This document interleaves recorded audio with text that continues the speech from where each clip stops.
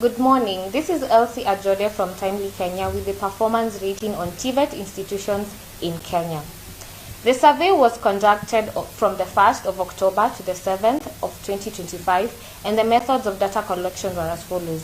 60% of our respondents were through the computer-assisted telephone interviews, which is the CATI, and 40% commitment from the results from the Ministry of Public Service and TVETA.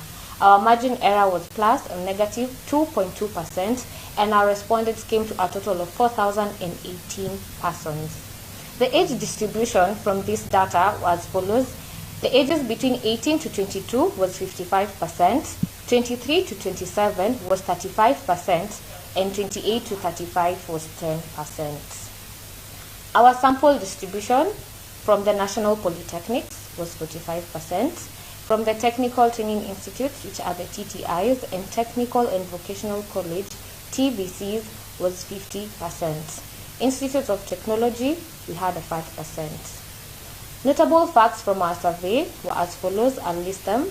The National Polytechnic growth grew by 140% during the year under review, and the female enrollment rose by 18% compared to 2023 to 2024. There's been a competitive enrollment compared to the universities, where TVETs are enrolling 3 times more students than the universities. There has been a modulated curriculum, which is a game changer for these institutions. The parameters applied, which we use to benchmark and evaluate our measures, were the guiding analysis, student enrollment, courses offered or the program expandability, new infrastructure, community outreach and marketing, income generating activities, and avoidance of politics and repeated student strikes. We'll move forward and give you the top 10 best performing national polytechnics in Kenya. And at the first position, it's Eldoret National Polytechnic, followed by Kabete National Polytechnic, then Nairobi National Polytechnic. At position 4 is the Mawego National Polytechnic. Kenya Coast National Polytechnic hold the 5th position. And at position 6 was the Sigalagala National Polytechnic, the Nyeri National Polytechnic at number 7, Kisii National Polytechnic at number 8, Kaimosi Friends National Polytechnic at number 9, and the Olelesos National Polytechnic at number 10.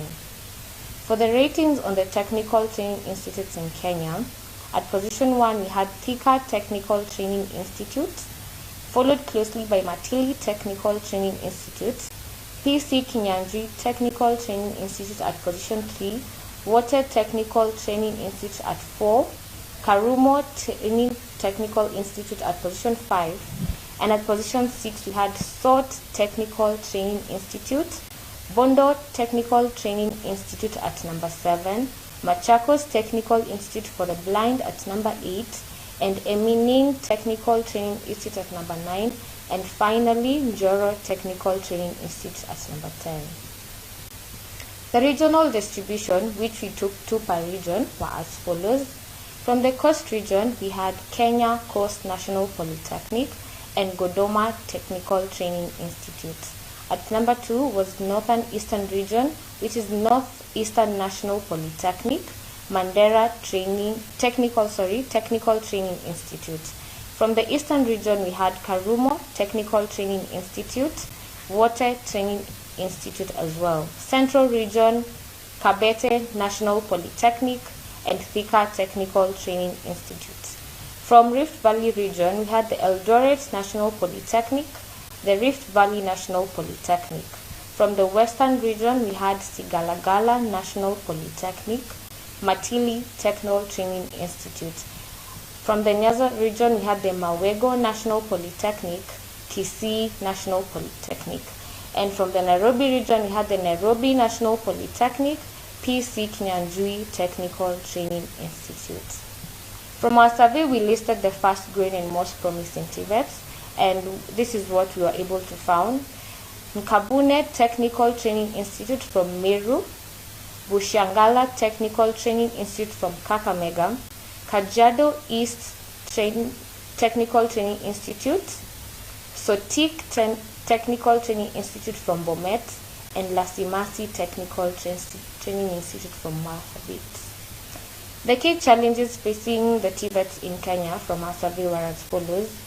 There's been inadequate funding from limited financial resources, which affect the infrastructure, equipment, and staff development. Outdated training equipment. Many institutions are relying on obsolete tools that do not match the current industry standards and the trends that we have right now. Infighting within the school administration. There's been a lot of internal conflict, slow progress, and disturbance in institutional focus.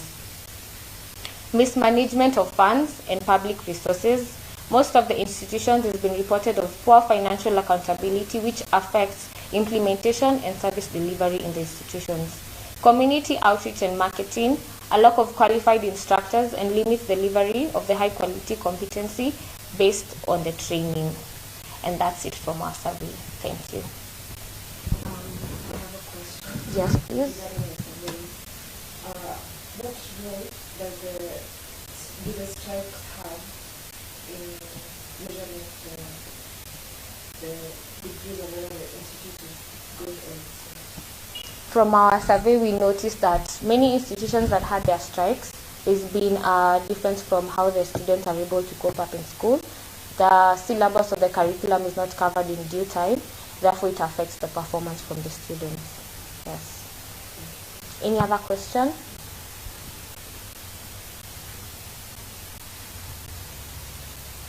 Thank you.